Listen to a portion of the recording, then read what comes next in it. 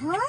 Time waste मत करो, चलो पढ़ाई करो। टाइम वेस्ट नहीं कर रहा, मैं कविता लिख रहा हूँ। कविता? वाह, कविता हमें भी सुनाओ। हाँ हाँ, क्यों नहीं, सुनो। चीरू है सबसे बड़ा कवि, ये कविता लिखी है मैंने अभी अभी। ये भी कोई कविता है? बाबा क्या कविता है, तुम्हें तो कवि बनना चाहिए चीरू, कवि सम्मेलन में जाना चाहिए। लूली, नहीं, चीरू को चने की झाड़ पर मत चढ़ाओ, वरना कहीं उसका हाल भी गोपाल की तरह ना हो जाए। क्या गोपाल की तरह? कौन गोपाल? क्या हुआ था गोपाल के साथ अम्मा? बताती हूँ।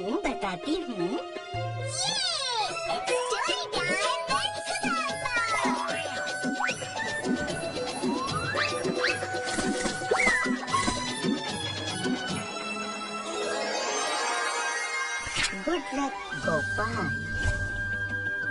पढ़ोगे लिखोगे नहीं तो कुएं का मेंढक बन के रह जाओगे।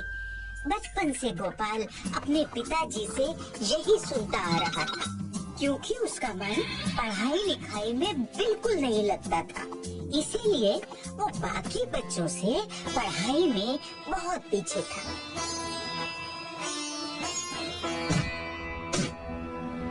देखते देखते गोपाल बड़ा हो गया। उसके पिताजी ऊपर चले गए, उसकी शादी भी हो गई, पर उससे पढ़ाई नहीं हो पाई, जिसके कारण उसके पास कोई काम नहीं था और उनकी जिंदगी बहुत ही कठिनाइयों से गुजर रही थी। पूरा दिन सोते रहते हो, कुछ काम धाम करते नहीं।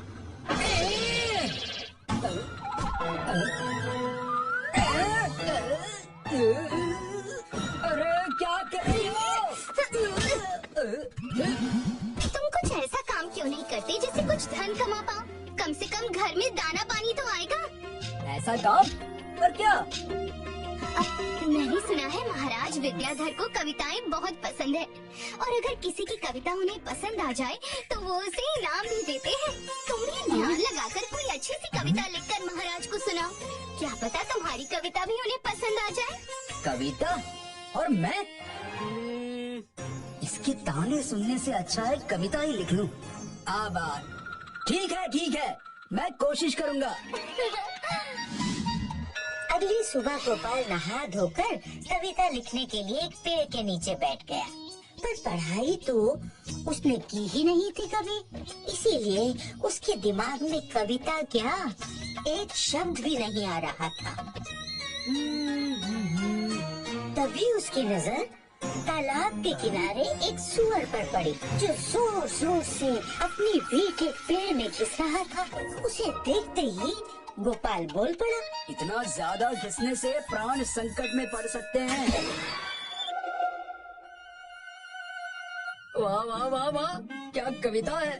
इतना ज्यादा घिसने से प्राण संकट में पड़ सकते हैं। ये कविता महाराज को जरूर पसंद आएगी। और इसी लाइन को कविता समझकर एक पत्ते में लिख लिया। अब अपनी कविता जाकर महाराज को सुनाता हूँ। रुको। अरे कहाँ चले आ रहे हो? मुझे महाराज से मिलना है। महाराज से मिलने का समय समाप्त हो गया है, अब उनके विश्राम का समय है। चलो जाओ यहाँ से। क्या करूँ? अगर कविता सुनाए बिना वापस गया तो मेरी पत्नी मुझे बहुत डांटेगी। कुछ उपाय करता हूँ। मेरे पास महाराज के लिए एक जरूरी संदेश है। किसी तरह आप ये संदेश उन तक पहुँचा दे। सिपाही गोपाल की बात सुनकर उस पत्ते को सोते हुए राजा के बिस्तर पर रख आया। सुबह राजा उठा तो वहाँ एक नाई उसकी हजामत करने के लिए आया था।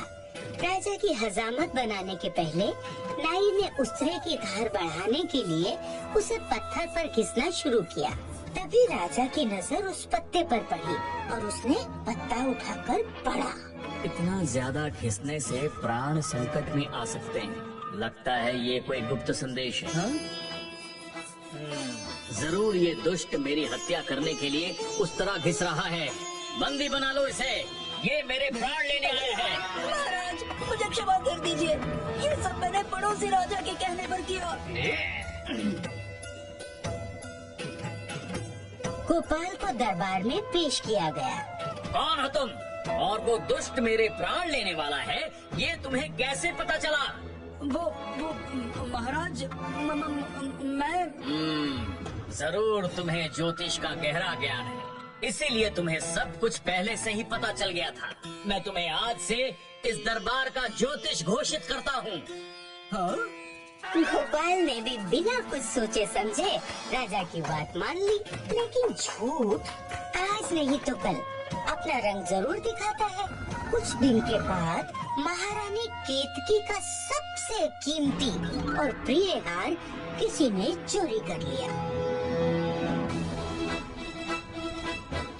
महाराज, महाराज मेरा प्रिय हार किसी ने चोरी कर लिया।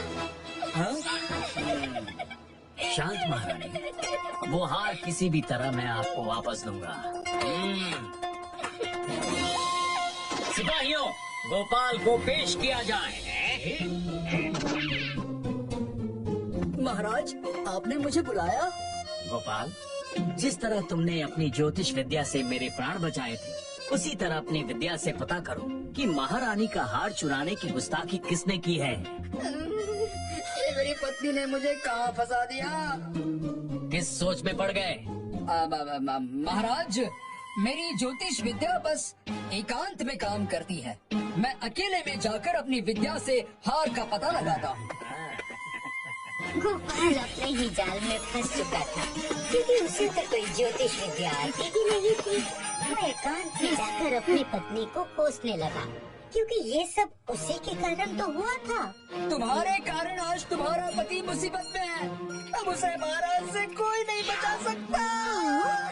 महारानी की दासी गोपाल की बात सुनकर घबरा गई, क्योंकि उसने ही तो अपने पति के साथ मिलकर महारानी का हार चुराया था। हमें क्षमा कर दीजिए ज्योतिष महाराज, लालच में आकर हमने हार चुराया। हम आपको बताते हैं हार कहाँ है। बस महाराज को कुछ मत बताइएगा, वरना वो हमें प्राण दंड दे देंगे। ठीक है, इस बार माफ कर देता हूँ। जाओ और जाकर हार को महल के पीछे वाले पेड़ के नीचे रख दो।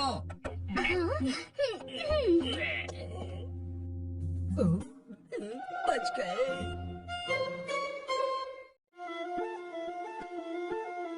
महाराज की जय हो। महाराज, मैंने पता लगा लिया है, हार राजमहल के पीछे वाले पेड़ के नीचे है। मैंने सिपाहियों को भेज दिया है। महाराज, गोपाल सही कह रहा है। ये रहा महारानी का हार। वाह गोपाल वाह, तुम्हारी ज्योतिष विद्या सच में अद्भुत है। गोपाल किस्मत से फिर बच गया, लेकिन अभी उसकी मुश्किलें और बढ़ने वाली थीं, क्योंकि उसकी ज्योतिष विद्या के चर्चे आसपास के राज्यों में भी शुरू हो चुके थे। महाराज, मुझे महाराज हिमाबिंदु ने भेजा है। सुना है आपका ज्योतिष गोपाल बहुत ही ज्ञानी है। हमारे महाराज इसकी पुष्टि करना चाहते हैं, इसीलिए उन्होंने मुझे भेजा है। सही सुना है। बताओ क्या जानना चाहते हो? अगर गोपाल अपनी विद्या से ये बता दे कि इस डिब्बे में क्या है, तो फिर मैं मान जाऊंगा इसकी विद्या को। क्यों नहीं गोपाल? गोपाल एक बार फिर फंस गया और उसे अपने पिताजी की कही हुई बात याद आई। पिताजी सही कहते थे, मैं कुएं का मेंढक ही हूँ। गोपाल के बाद किसी को भी समझ नहीं आई, सिवाय उस मंत्री के, क्योंकि उस डिब्बे में सच में मेंढक ही था। तुम तो सच में एक महान ज्योतिष हो। इस डिब्बे में मेंढक था, ये सिर्फ मुझे पता था। गोपाल एक बार फिर किस्मत से बच गया, पर उसे पता था कि ये खेल ज्यादा दिन नहीं चल सकता। इसीलिए उसने इससे छुटकारा पाने की एक तरकीब सोची। महाराज, मेरे पास अपनी ज्योतिष विद्या का इस्तेमाल करने के बस 3 मौके थे। मैंने अपने तीनों मौके आपकी सेवा में खर्च कर दिए हैं। इसलिए मेरी आपसे प्रार्थना है कि मुझे इस पद से हटा दिया जाए। अब मैं एक साधारण जीवन जीना चाहता हूँ।